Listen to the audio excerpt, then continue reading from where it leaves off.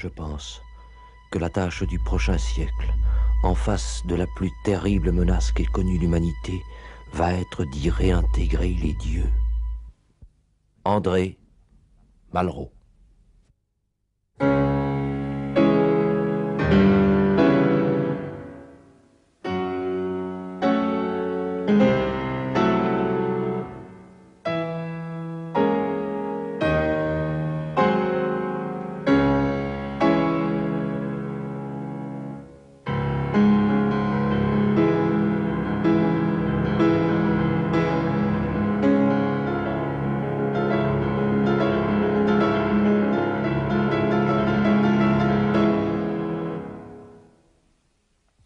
Madame, mademoiselle, monsieur, bonsoir.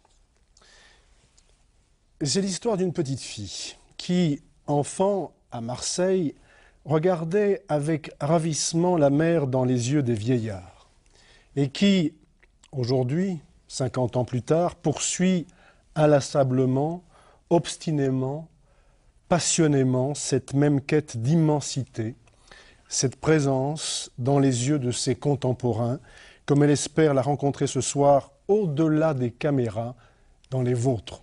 Christiane Singer, bonsoir. Bonsoir.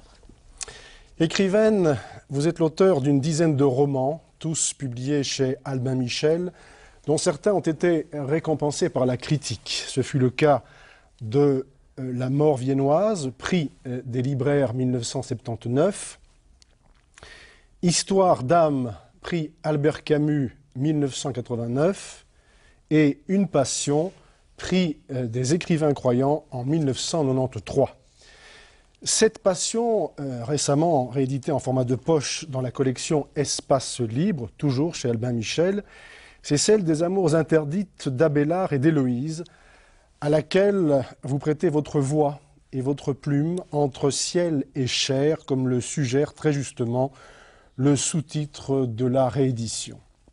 On vous doit aussi plusieurs essais, ou plutôt plusieurs guides de voyages intérieurs. Citons Du bon usage des crises, dans la même collection Espace Libre, L'urgence d'aimer aux éditions Clairvision, et plus récemment, Éloge du mariage, de l'engagement et autres folies, de nouveau chez Albin Michel, que nombreux de nos téléspectateurs ont déjà lu ou s'apprêtent à lire. Fille d'un père juif, dont la plus grande partie de la famille a disparu dans la Shoah, et d'une mère chrétienne, vous avez été élevée dans le catholicisme. Tenté un temps, comme la plupart de vos contemporains, par la religion de la raison, comme vous dites, vous avez retrouvé la veine mystique du christianisme après avoir goûté au mystère de la Kabbale, à la sagesse du bouddhisme et à la Personal Life Therapy de Carl Fried Graf Durkheim, le sage de la forêt noire, la thérapie initiatique du corps et du souffle. Un corps qui, selon vous, doit s'ouvrir pour l'accueillir. L'accueillir avec un L majuscule.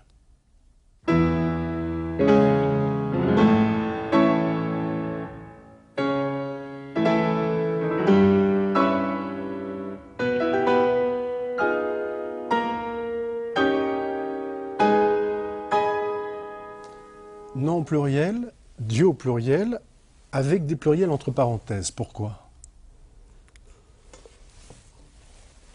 Un coup de cœur, un instant, c'est venu comme ça. C'est pas une longue réflexion. Ça ne pourrait pas l'être. C'est plutôt, vous avez évoqué l'enfance en parlant de moi, et c'est vraiment, il y a des existences comme ça, qui sont tirées par la locomotive de l'enfance. Toute la vie durant, toutes les intuitions premières étaient dans l'enfance.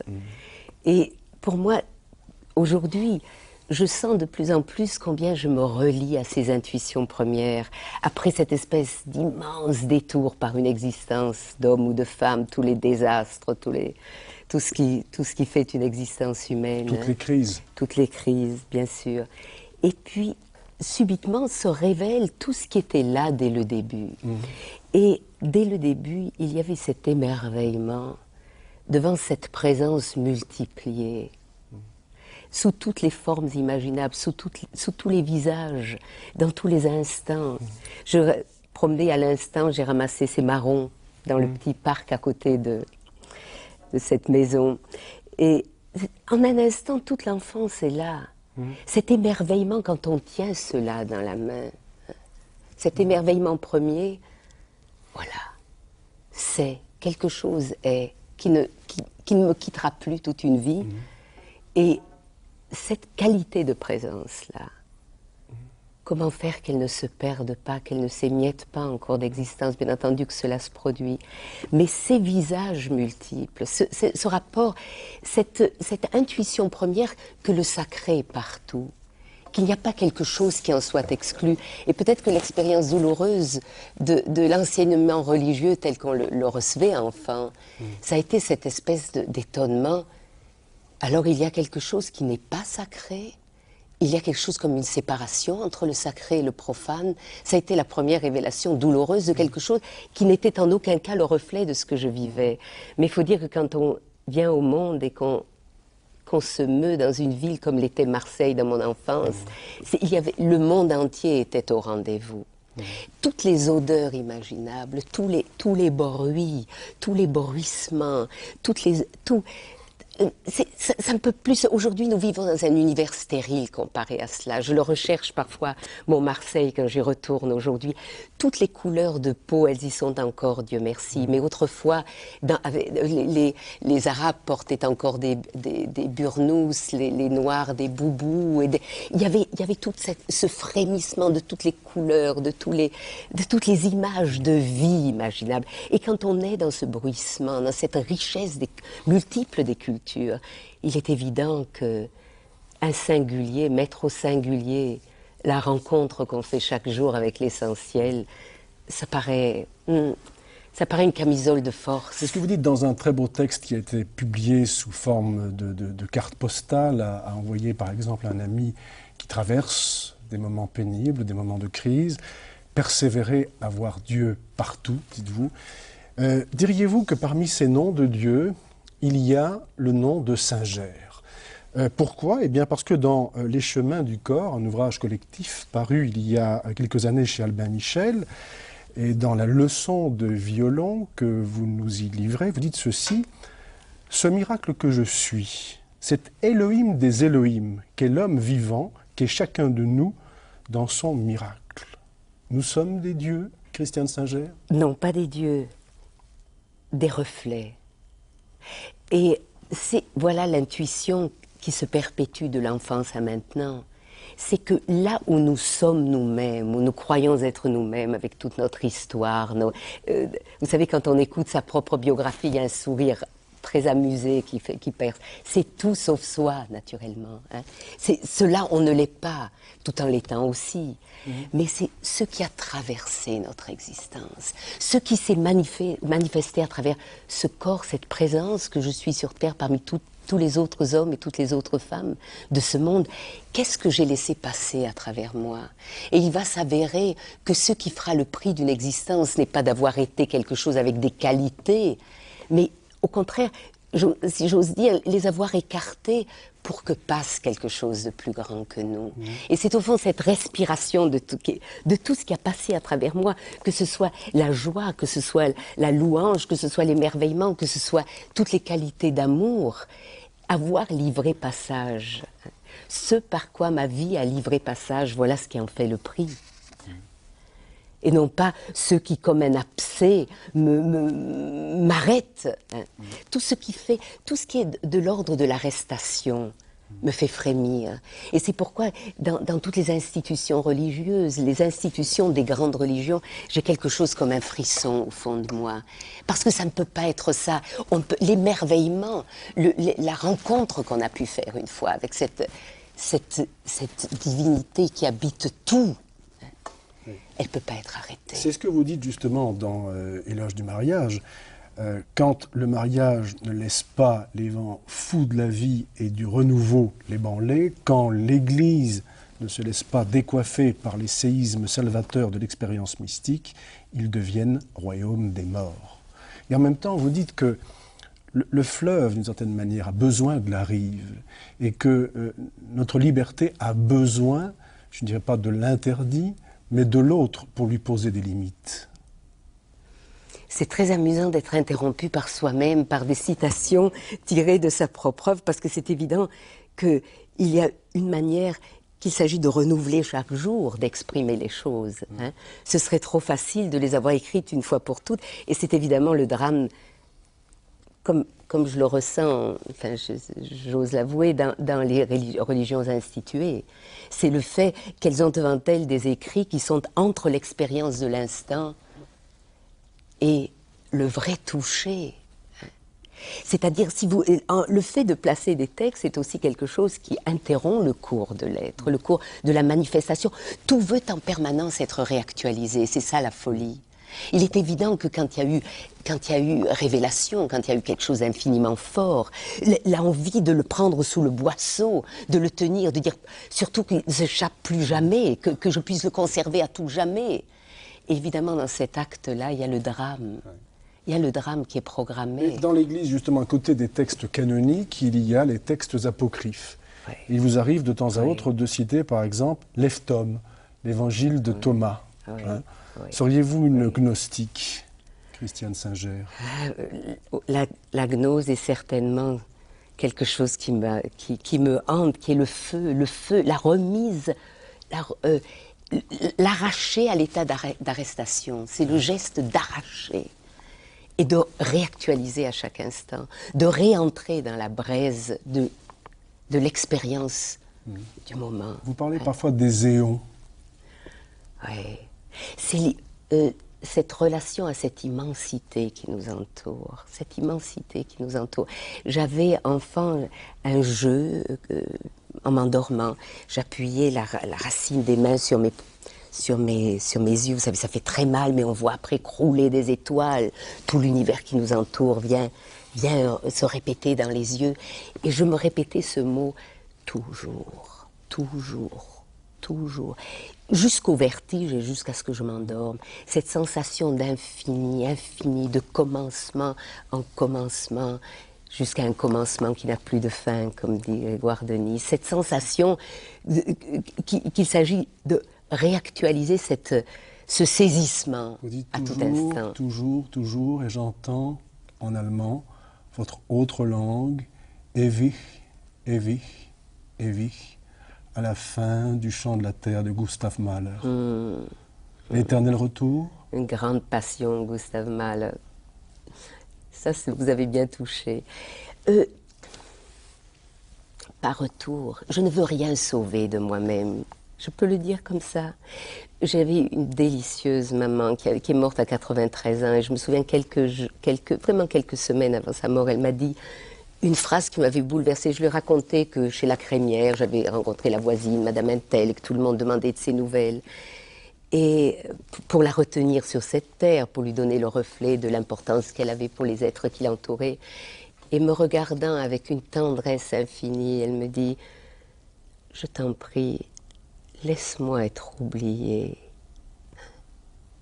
Et ces mots, cette résonance de « laisse-moi être oubliée », c'est quelque chose...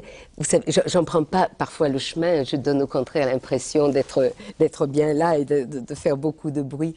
Mais il y a dans la profondeur de l'être, cette nostalgie que tout cela qui fait l'unicité d'un être puisse se dissoudre et que ne reste au monde pour finir que ce murmure de la louange, dans une transparence totale. Enfin, c'est le rêve, c'est le rêve.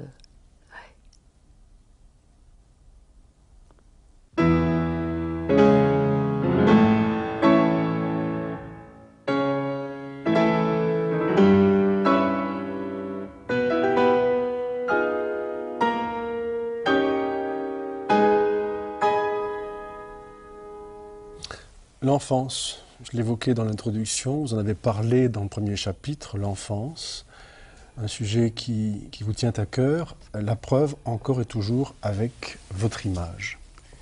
Qu'y a-t-il dans le regard de cet enfant, Christiane Singer?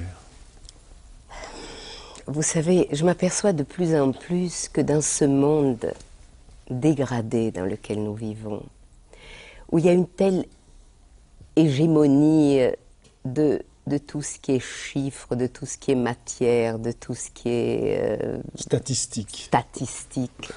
Les chiffres contre ce que je tiens entre les mains. L'enfant est l'ultime provocation. C'est pas pour rien qu'elle est sujette à un pilonnage sans merci de la part de notre société. Il y a toute une industrie effarante qui n'a pour but que son extinction, que l'extinction du royaume de l'enfance. Vous savez, quand on place un enfant de 3 ou de 4 ans devant un ordinateur, c'est du meurtre, tout bonnement. L'âge, la petite enfance, c'est l'âge des noces avec le réel, des noces avec le sens, l'essence. C'est-à-dire quand un enfant touche tout, vibre avec tout, se roule dans la terre, prend tout à la bouche, goûte tout. Enfin, c'est l'extase des sens. Et c'est l'apprentissage de la liberté absolue. Parce que quelqu'un qui a eu une enfance ne sera jamais un bon petit étroit citoyen. C'est pas possible. Fonctionnaire. Non, un fonctionnaire de vie ne pourra jamais l'être parce qu'il a pris contact avec l'immensité du réel qui l'entoure. Hein. Donc, il est par nature contestataire de l'ordre établi. Alors cette enfance, il faut la radier. Et il y a quelque chose de cet ordre qui est en cours dans le monde. Un ami arabe me disait, lorsque nous rentrions des écoles coraniques, nous avions les yeux pleins de gazelles. Et regarde les enfants aujourd'hui avec leurs espèces de rectangles dans les yeux de l'écran, hein, où on déverse comme dans une bouche d'ordures tous les déchets hein, que crée cet univers créateur de déchets. Alors cette image-là, précisément, les lecteurs de Nouvelles Clés la connaissent bien. En effet, au printemps 98, vous l'aviez choisi, à la demande de Marc de Smet, comme votre icône. Et vous l'aviez mise en parallèle avec une autre image, qui était l'image d'un sublime, d'un vieux rabbin qui est tourné vers l'intérieur. Alors, quelle était la correspondance, si je puis dire? Dans la tradition de la Perse ancienne, on dit des enfants qui sont les passerelles entre les hommes et les dieux. Et c'est ce qu'ils sont en fait. C'est bien, ils apportent cette dimension de l'autre versant du monde, la face cachée du monde, qui est en perpétuel frôlement avec la face visible du monde dans lequel nous évoluons. Et ce qui se passe, c'est qu'en détruisant l'enfance, on détruit la dimension de la vieillesse en même temps. Parce qu'il n'y a qu'une vieille personne qui a connu toutes ces métamorphoses qu'offre la traversée d'une existence, qui peut retourner ce regard vers l'intérieur et y voir ce que l'enfant regarde au loin. Ce regard tourné vers l'intérieur et ce regard qui fixe l'infini, qui le caresse, qui le frôle, qui s'y perd, ce sont deux qualités d'être semblables. Il y a comme de l'enfance, de la petite enfance à la vieillesse, il y a une alliance. Hein. On a fait le passage d'un versant du monde à l'autre, après la traversée d'une vie. Les qualités qui sont celles de l'enfant sont celles du vieillard dans sa sagesse profonde. Pour enfant, Christiane Singer, en voilà une autre d'enfant. Vous vous reconnaissez? Elle est grave, hein. À l'époque, on ne souriait pas devant le photographe. On ne faisait pas semblant sunny boy and sunny girl. On restait dans l'être, on regardait cet homme, ce photographe, on regardait... C'est vous? On était sérieux. À 4 ans? Oui. Hein? À la sortie à la fin, il y a encore quelque chose comme la guerre dont on vient d'émerger. Oui. C'est un regard grave. Hein? Oui. Donc là, vous avez 4 ans, 1947. Et puis, puisque vous parliez des âges de la vie, et notamment de ces saisons de la vie que vous avez évoquées dans Les chemins du corps, paru chez Albin Michel, ouvrage collectif, vous voilà vers l'âge de 38 ans. Et vous voyez, en cours d'existence, on est peut-être plus jolie, mais on est moins belle, hein, vous reconnaissez, non? Ça, je laisse aux téléspectateurs le soin de se faire une opinion. Bien. Mais dans Les chemins du corps, justement, et dans votre chapitre, Les saisons du corps, vous dites de vous, La femme que vous avez devant vous a déjà enterré un enfant, l'enfant qu'elle a été, puis une adolescente, puis une jeune mère, puis la femme féconde, et j'enterrerai cette femme mûrissante que je suis en devenant la vieille femme qui est en moi, puis la très vieille femme, puis la morte. Est-ce que la mort est une autre naissance? Je vais vous dire, tout ce que nous dirons sur la mort ne sont que des bavardages de vivants. Hein. C'est une arrogance pour moi de dire c'est une nouvelle vie avec cette simplicité, comme si c'était de l'ordre de l'évidence, comme pour m'épargner quelque chose de l'ordre d'un passage. Il ne faut pas badiner. La mort, c'est aussi immense que on ne peut pas le regarder sans avoir les yeux brûlés. C'est comme le soleil, la mort. Hein. C'est-à-dire que nous voulons toujours nous épargner, même dans une certaine scène un peu où on aime bien prendre contact avec toute forme de spiritualité. Ce qu'on aimerait s'épargner à tout prix, c'est le passage par l'effroi. Hein. Le tremendum, enfin l'effroi sacré. C'est ce que notre société ne veut en aucun cas. Il n'en est pas question, d'être confronté au tout autre, à quelque chose qui fait froid dans le dos, dans un sens, mais qui fait frémir aussi d'une impatience de reconnaissance. On reconnaît aussi une patrie de l'autre versant, on reconnaît aussi quelque chose qu'on connaît. Mais c'est vraiment cet effroi sacré, personne n'en veut. Et vous savez, pour moi, la manifestation que notre société l'a éradiquée, c'est l'invention du kitsch. Le kitsch n'existe dans aucune autre société. Le kitsch, c'est lorsqu'un esprit refuse d'entrer dans le saisissement et dans le fait d'être touché. Quand on transforme la Madone à la chaise de Raphaël en calendrier des postes, il y a quelque chose de cet ordre. Non. Si je regardais vraiment cette femme avec son enfant, une fibre tellement profonde en moi en serait touchée, en serait ébranlée. Je ne peux pas m'offrir ce luxe.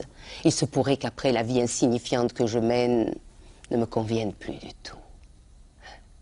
C'est ce refus de se laisser saisir, de se laisser ébranler par les choses dans son fondement. Hein. C'est ce goût de se mettre en sécurité, de se sauver, mais qui se veut sauver sa vie la perdra. Hein. Il est évident que dans ce système d'assurance, de sécurité dans lequel nous sommes enfermés, hein, il y a la pire conspiration contre la vie qui ait jamais eu lieu, un détournement radical des forces de vie. Et puis il faut pouvoir, à un moment, regarder la mort en face, la mort de l'autre. Dans notre société, on écarte l'enfant de celui qui va mourir. Vous avez, tout au début de Éloge du mariage, de l'engagement et autres folies, raconté cet épisode bouleversant. Votre grand-père va s'éteindre. Et il y a ce geste qui reste là maintenant, très présent en vous, de la caresse de votre grand-mère sur le front de votre grand-père, et vous dites comme une sorte d'épigraphe de lumière. Derrière les charniers de l'histoire, ce geste sauve le monde de l'inanité. Voilà comment ça s'est exprimé pour moi à travers la plume. Vous savez, l'écriture, c'est à un tout autre niveau de l'être qu'on est touché dans l'écriture. C'est tout à fait. Oser aussi donner à des moments où on a été si profondément touché de la force et de l'importance. Très souvent, je m'aperçois que tout le monde vit des choses essentielles et profondes, mais pas tout le monde s'en aperçoit. C'est la seule différence. Moi, je mets toute mon énergie d'attention dans ces instants-là. Et quand je me mets à m'adresser à quelqu'un, elle dit « Mais qu'est-ce que vous avez vécu d'immense dans votre vie ?» Je ne sais pas, moi. J'ai eu plusieurs expériences de ce genre en faisant des rencontres récemment avec des chefs d'entreprise où je tentais, c'était très amusant, vous savez, je suis invitée n'importe où, c'est très amusant ce genre de rencontres, je dis amusant, mais c'est pas amusant, c'est très émouvant, avec des personnes qui viennent d'un tout autre horizon, et on me demandait simplement d'éveiller quelques mémoires en eux de quelque chose, ou peut-être qu'on ne me demandait pas du tout ça, mais c'est ce que j'ai toujours envie de faire. Alors je leur demandais seulement, mais quel a été un moment de votre vie? Je voudrais simplement entendre ça, pas votre récit d'existence, votre biographie, mais un moment de profond toucher de l'être. Et je vous assure qu'il faut attendre des minutes et des quarts d'heure jusqu'à ce qu'enfin, lassé parce que je suis capable de persévérer aussi dans ce cas-là, et d'écarter ce qui n'est pas touché de l'être, comme le dernier contrat avec les Japonais, n'est-ce pas, qui a peut-être fait plaisir, mais qui n'est pas de cet ordre. Et subitement, le premier qui s'avance et qui dit « ah oui, je me souviens, une fois enfant, jouant avec un ballon, hein, je le vois sauter, puis il saute, plus haut que moi. Et puis subitement, je m'aperçois, si je le suis, je vais partir culbuter dans les étoiles et je m'arrête de frapper sur ce ballon. » Ces instants-là, où la mémoire se réveille. Moi, je vois ma vie et mon écriture et ce que je fais sur cette terre que comme cette nostalgie de réveiller sous les gravats de l'existence la mémoire profonde, la mémoire de ce que nous sommes dans notre profondeur et que nous oublions en cours d'errance.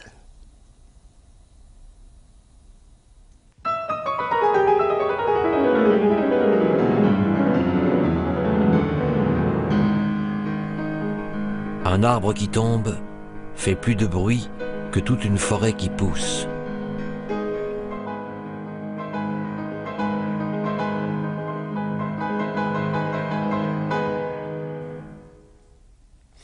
Alors cette phrase, Christiane Singer, je dois vous l'avouer, elle nous a donné du mal. Parce qu'on en a cherché l'auteur, on a feuilleté tous les dictionnaires de citations possibles,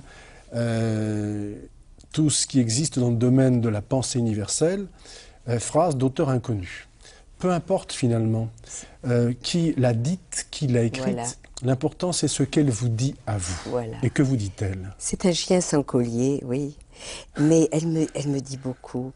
Elle me dit beaucoup parce que depuis toujours j'ai le pressentiment que les choses importantes de cette terre se passent dans l'ordre du caché, dans l'ordre de l'invisible, du quasi-invisible, ceux dont on ne parlera jamais dans les médias, ceux dont on parle... Ah oui, c'est pas la même chose. Zimzoum est vraiment dans la tradition juive le retrait de Dieu, de sa création bien-aimée, pour que l'homme s'y déploie, il déploie les potentiels. C'est une autre nuance. Mais là, c'est vraiment... Les grandes choses de la vie ne sont pas visibles. Si on reste dans la tradition juive, il est dit que le monde est porté par 36 justes. Hein. C'est un nombre symbolique. Et il est dit aussi que chaque fois qu'on croit en reconnaître un, qu'on dit comme ça, oh, tu as vu, ça s'en est un. Il cesse à l'instant même de l'être. Repéré, trouvé, dans le faisceau des caméras, il cesserait de l'être.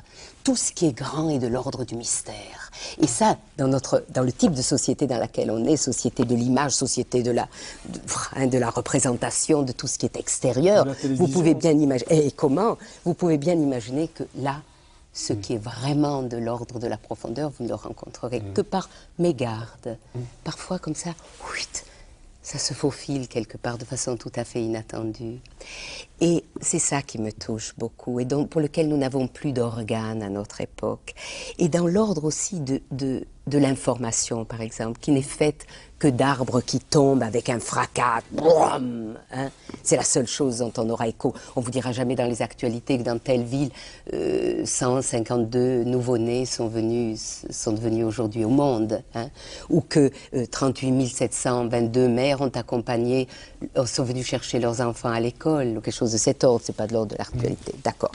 Or, c'est précisément ce bruissement presque inaudible de la forêt, de cette forêt qui pousse, cette conspiration de l'amour, silencieuse, dont personne jamais ne parlera.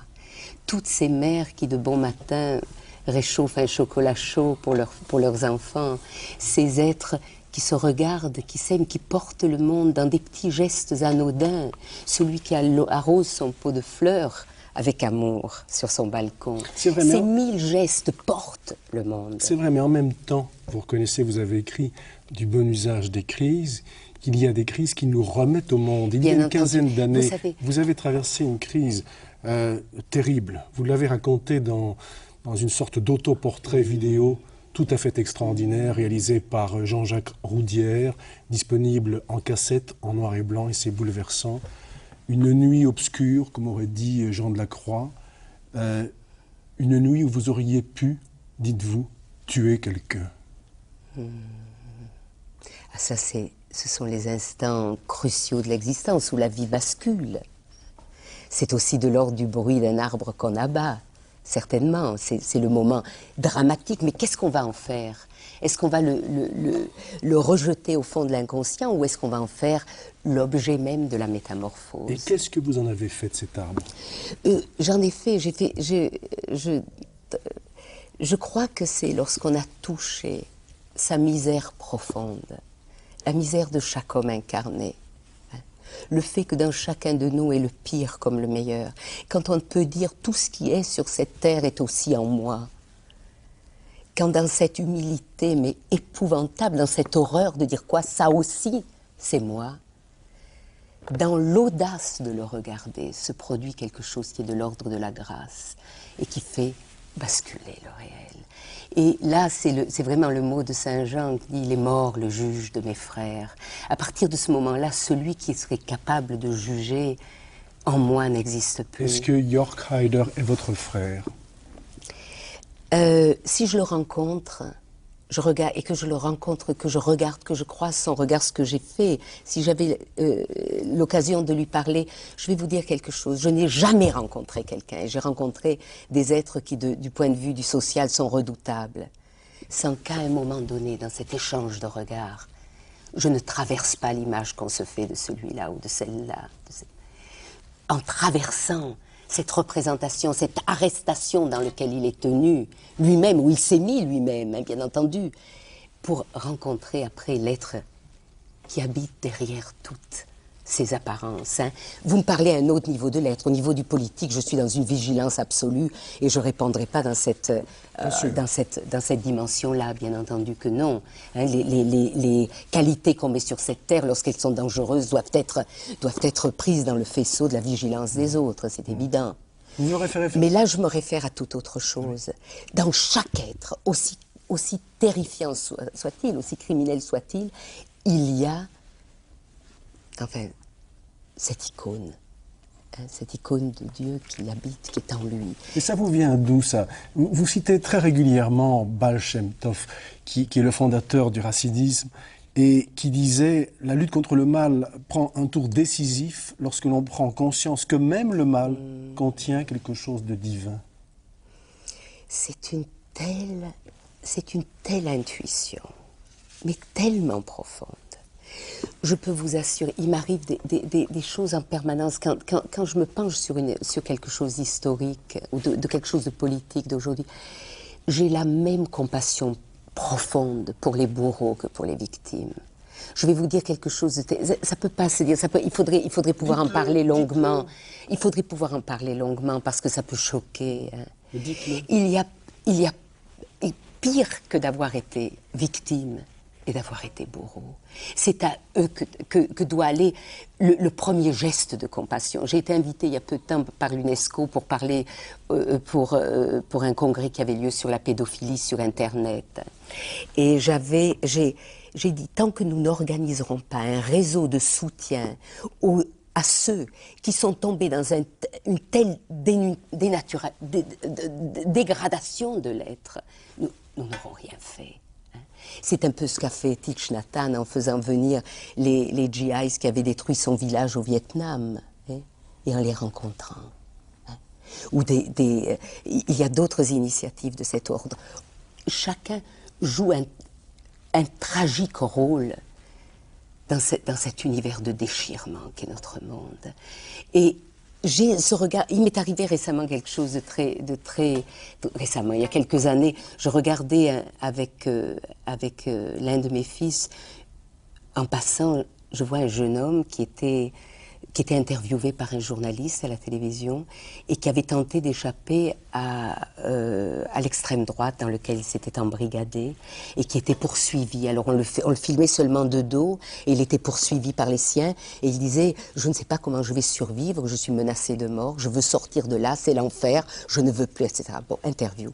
Sur ce, j'ai tout remué pour trouver la trace de ce jeune homme et je l'ai trouvé. Parce que si je rencontre ça, je peux pas aller à l'encontre de tout, je ne suis pas chargée de sauver le monde entier, c'est grotesque, hein, c'est de l'ordre du gros. Mais si je rencontre un être et que je suis ébranlée, je me dis, mais c'est à lui qu'il faut tendre la main. Je l'ai retrouvé, ce jeune homme.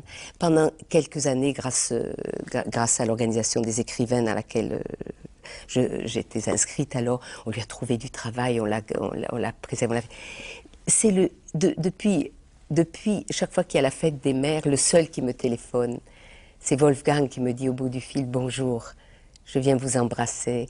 Et vous voyez, il n'y a pas un moment cette sensation, mon Dieu, bas les mains, n'approchons pas des gens qui sont engagés dans des processus semblables. Bien au contraire, c'est vers eux que nous devons aller, avec le cœur ouvert. Moi, dans les rues, si je rencontre, parfois l'autre fois, je me retrouve face à un groupe de skinheads, mais je suis allée vers eux. Moi, ça me passionne. J'ai dit, écoute, qu'est-ce qu'il fait avec des chaînes de métal? Qu'est-ce que vous faites avec ces chaînes? À quoi ça peut bien servir, ces chaînes? Et je leur ai parlé. Je peux vous assurer qu'il se passe quelque chose d'incroyable. Quand ces aides ne sont pas regardées, s'ils étaient en représentation, ils m'auraient probablement jeté leur chaîne à la figure. Mais là, dans la surprise de la réaction de quelqu'un qui s'approche avec innocence et qui les regarde comme ces jeunes gens qu'ils sont et dont je vois immédiatement le regard interrogateur sur le monde, le regard désolé de rencontrer un monde où leur jeunesse ne trouve pas à s'exprimer d'une manière qui soit belle, qui soit vivante, et qui se sont laissés dévoyer, laissés entraîner dans une forme de destruction qu'ils expérimentent et qui les éjectera, je l'espère, une fois ou l'autre. Mais multiplier les lieux de rencontre avec eux, c'est ça. Vous ne pouvez pas savoir à quel point j'ai expérimenté au cours de ma vie le miracle du regard posé sur quelqu'un, quel qu'il soit.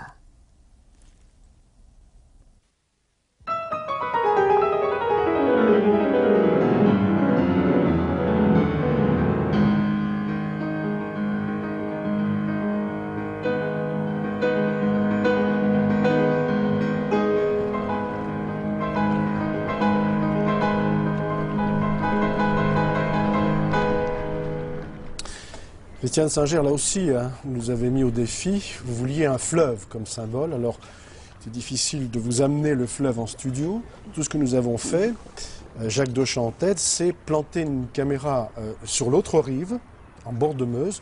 Là, nous sommes exactement ici. C'est là que nous sommes pour l'instant. Nous avons planté la caméra, pour ceux qui connaissent Liège, au niveau de l'héliport, pour vous permettre de nous parler de ce fleuve qui coule et qui exprime quoi pour vous? C'est pour moi la totale fascination du réel. C'est-à-dire que nous avons en ce moment l'impression, regardez, que ce qui est vraiment réel, c'est les choses dures là-haut, hein, cette ville. Or, ce qui a vraiment qualité d'éternité, c'est cette fluence-là. Et comme nous sommes les malheureux enfants de Parménide, et que nous n'avons pas dans notre imaginaire collectif intégré Héraclite et cette fluence de la vie. Pantareil. La fluence comme symbole de l'existence, mais seulement pour le supporter, il faut avoir le pied marin. Que tout à chaque instant se dissout sous nos mains, sous nos doigts. Hein. Que l'irréalité, c'est ce que nous sommes en train de vivre. Et on nous a appris avec Parménide que ce qui est réel, c'est ce sur quoi on se cogne, ce sur quoi on se fait un bleu en se heurtant. Et c'est exactement la part du réel insignifiante, comme la physique quantique nous le reflète aujourd'hui. C'est et puis c'est aussi fascinant. Héraclite, on ne se baigne jamais deux fois dans la même eau. Justement. Et vous savez, cette sensation-là, c'est encore quelque chose que j'ai connu dans l'enfance, mais de façon incroyable. Il y avait dans La Gare des Michards, vous vous souvenez peut-être de ces romans, vous avez aussi étudié la littérature. Il y a un passage de Bossuet. C'est le sermon du Carême, tenu en 1662 au Louvre devant la cour assemblée. Et devant ces hommes de pouvoir, vissés sur leur trône, hein, de façon définitive, Bossuet se lance et dit « Tout fuit, messieurs, tout fuit. » Et pendant que vous croyez en cet instant être assis fixement à votre place, un courant vous emporte et vous éloigne vers votre propre destinée. Vous vous éloignez les uns les autres. Et c'était dans ce texte, j'étais moi bouleversée. Je le relisais indéfiniment en me cramponnant à ma chaise et en sentant « Sacrée folie, c'est lui qui a raison. » C'est lui qui a raison. Et cette sensation-là, quand elle accompagne une existence, quelle liberté aussi, quelle liberté de savoir que ce que nous prenons pour une réalité insoulevable n'a son poids que parce qu'on est nombreux à la prendre pour une réalité insoulevable, et que cette société dans laquelle nous nous meuvons en croyant qu'elle est plus lourde qu'une armoire normande, hein, qu'on peut pas bouger ça, en vérité c'est le produit de notre imaginaire, mais qui s'est concentré comme un abcès. Mais c'est aussi l'image en même temps de la vie qui coule, et dans Patience brûlante, cette très belle vidéo que je recommande à nos téléspectateurs, vous livrez que l'obsession de toute votre vie a été de laisser passer quelque chose. Oui, c'est tout à fait ça. Ouais. Laisser passer ne quoi? pas faire obstacle. Mais si je savais, si nous savions, ce ne serait plus ce qui cause tant d'émotions quand cela passe. Mais en même temps, c'est ce que Durkheim a voulu nous laisser en héritage à travers la life-thérapie, quand il dit par exemple à Jacques Casterman, dans les fameuses leçons que ce dernier a publiées aux éditions du Rocher, laissez passer la grande vie dans votre petite vie. C'est ça? C'est cette visite, cette grande hospitalité que nous pouvons offrir dans ces petits corps que nous sommes à une force qui nous dépasse de toutes les façons. Et en même temps, ces instants de frôlement. Il y avait au parc du Pharaon, à Marseille, lorsque vous étiez enfant, le regard de ces vieillards, et vous qui regardiez la mer dans ces regards, le regard des vieillards, pas celui des adultes, dites-vous. Non, parce que ces vieilles personnes qui maintenant ne sont plus sur ces bancs du Pharaon, j'y vais quand je suis à Marseille, vous savez devant quoi ils sont, voilà, n'est-ce pas? Eh bien, nous allions enfants parce que c'était eux qui nous reliaient à la mémoire que nous avions encore en nous. Les adultes étaient tellement occupés à gagner leur vie, à se battre pour ce qu'ils croyaient être la vraie vie, hein, que dans leur regard ne se reflétaient plus que des chiffres ou des cadrans de montres. Mais lorsque nous allions jouer dans les parcs et que de temps en temps une de ces vieilles personnes tournait son regard d'éternité vers nous, alors nous savions que nous étions rentrés à la maison, que nous n'étions pas sujets à une illusion en croyant qu'il y a une autre qualité de réalité sur cette terre que celle que nous reflétaient les adultes. Allez, Christiane Singer, bon, on va remonter le temps, on va oublier la télévision. Hein. Je vais vous proposer de faire quelque chose qu'on ne fait jamais à la télévision. Je vous propose de nous taire, de nous tendre la main. Donnez-moi votre main gauche. Voilà. Nous allons, unis avec nos téléspectateurs, tout simplement regarder, non pas la télévision, mais regarder ce fleuve qui coule et laisser passer à travers cette image la présence pendant 1 minute. D'accord? Avec bonheur.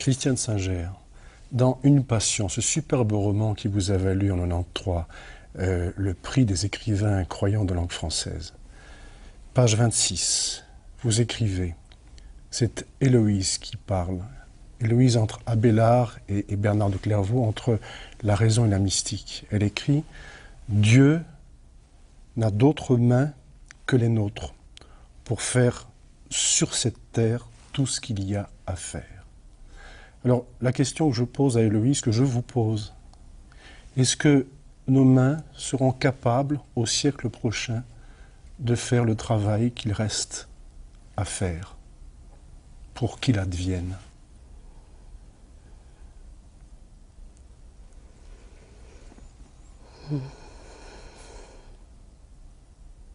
Main d'humain, main de Dieu.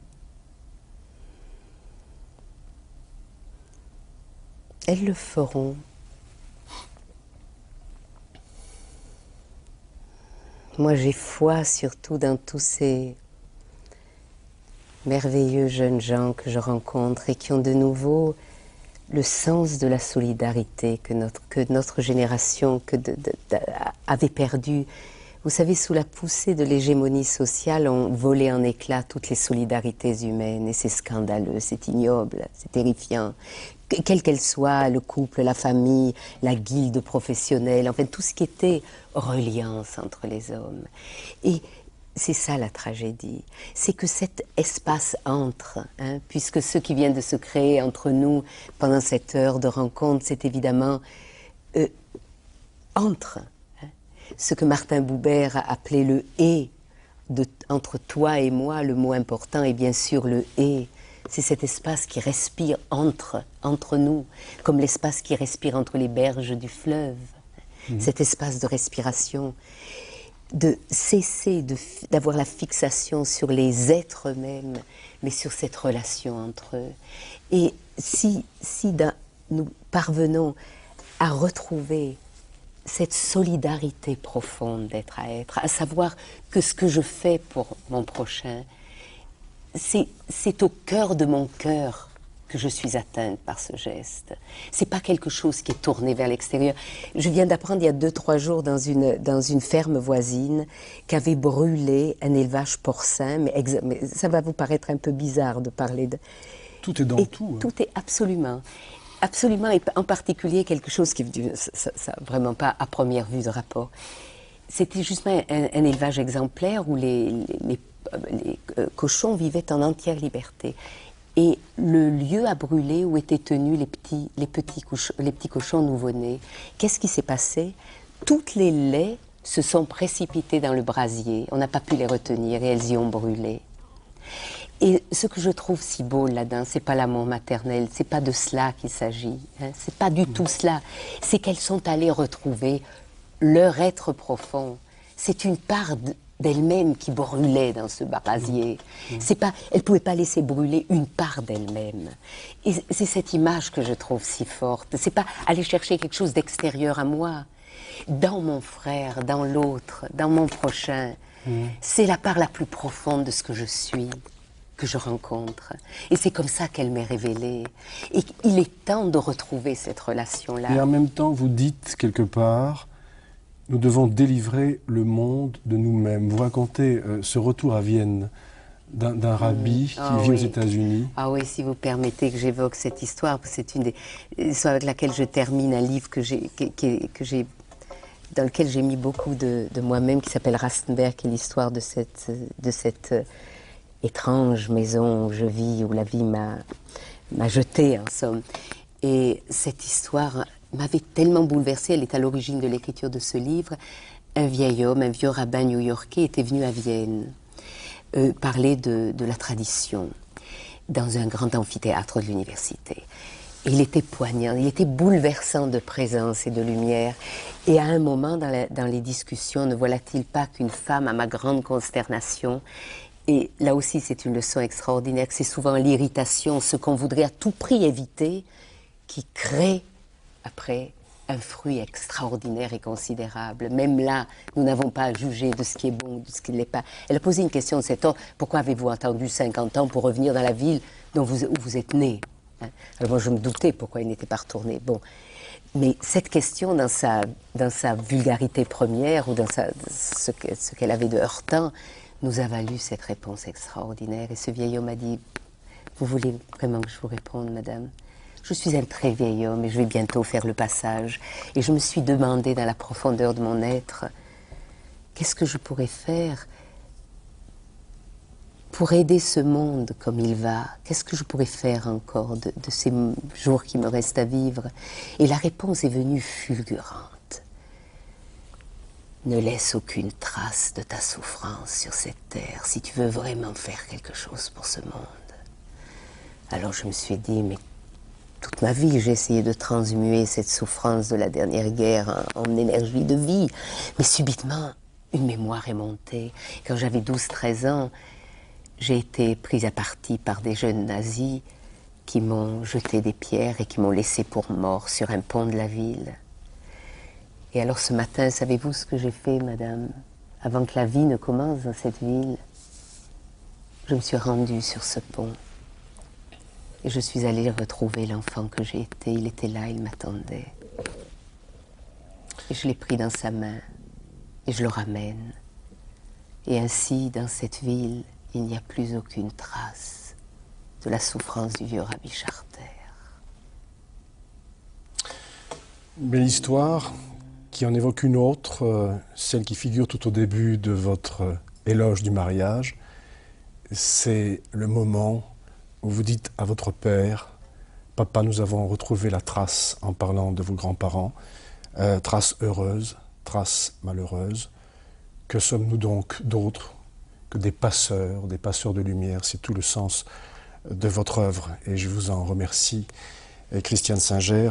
Je vous cite également une dernière fois dans Éloge du mariage, de l'engagement et autres folies. Toujours, vous écrivez « Par un mystère impossible à élucider, ce sont précisément toutes les rencontres d'une vie qui nous font peu à peu advenir. » Et vous soulignez advenir.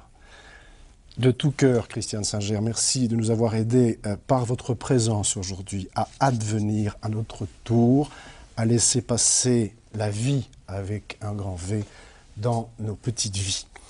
Pour vous en remercier, nous vous offrons les 4 nouveaux volumes de notre collection, l'intégrale de Nom de Dieu, coédité par Alice Éditions et les amis de la RTBF Liège. Tout d'abord, Comme l'eau qui jaillit, un titre auquel vous devriez être sensible après ce que vous nous avez confié à travers votre symbole. C'est le titre du Nom de Dieu du regretté professeur Henri Laborit. Éprouver mais n'en rien savoir de Catherine Clément, dont la signature côtoie souvent la vôtre dans l'excellente revue de Marc de Smet, Nouvelle Clé, dont il a été question à plusieurs reprises dans cette émission. Nul ne connaît le jour qui naîtra, d'Edgar Morin, l'un des plus grands esprits de cette fin de siècle. Et enfin, si je vous dis « La vie est mon jardin », vous avez reconnu, bien sûr. Eh bien alors moi je vous offre mes 3 marrons. Ah ben voilà. Pour ne pas être en reste. Merci. 3 marrons contre 4 beaux livres. Dans le parc de la Bovry. Nous vous en remercions. Ils constitueront en quelque sorte dans notre bureau la mémoire de cette simple trinité que nous avons partagée depuis 1 heure avec vous. Jean-Marie Pelt, qui serait heureux de découvrir ces 3 marrons dans son jardin et dont je vous recommande la lecture de ce livre, La vie est mon jardin. Si vous voulez connaître les titres exacts de ces nouveaux titres parus, ainsi que la bibliographie complète de Christiane Singer, il vous suffit de nous écrire à Nom de Dieu, RTBF, Palais des Congrès, 4020, Liège, Belgique. Merci à tous, merci à vous de nous avoir suivis et à très bientôt. Bonsoir.